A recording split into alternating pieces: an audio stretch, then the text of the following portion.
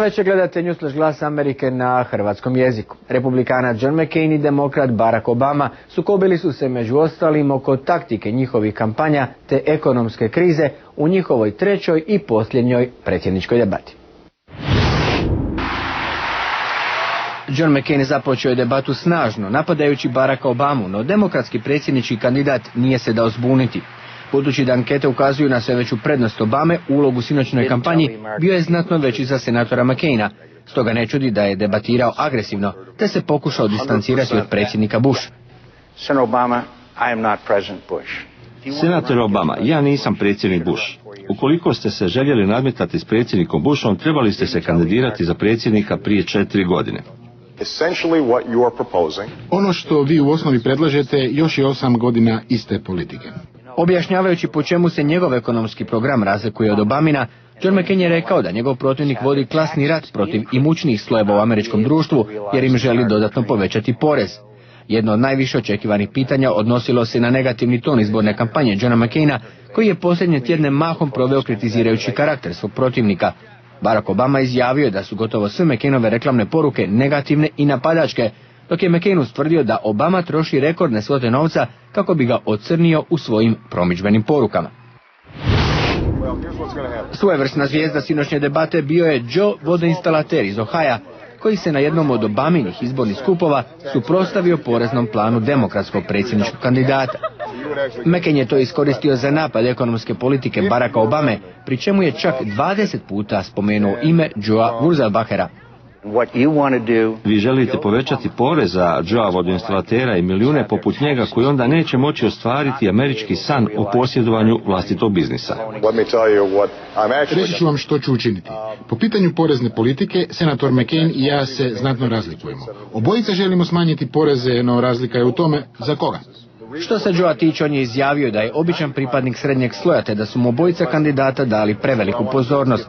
Joe nije htio otkriti za koga će glasovati. Dodao je da su i Obama i McCain dobro govorili sinoć, ali i da su dali neke izjave s kojima se on ne slaže, poglavito s Obaminom porukom o potrebi raspodjele bogatstva unutar zemlje. A nakon još jednog velikog pada Dow Jonesa u New Yorku na europskim i azijskim burzama, pokazatelji vrijednosti dionica i danas su u negativi.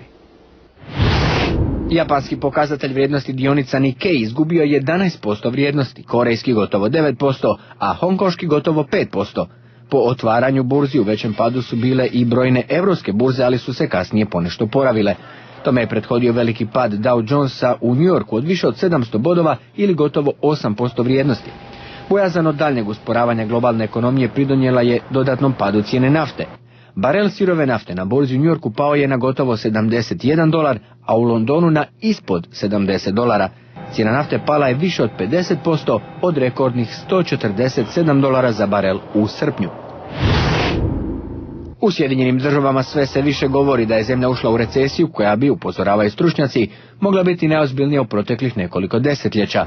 Prvi signal recesije je pad zarade radnika. Prema podacima Američkog statističkog ureda u prošle 3 recesije, tipična obitelj pretrpjela je pad prihoda između 3 i 7%. David Leonhardt, kolumnist je ekonomske redakcije New York Timesa.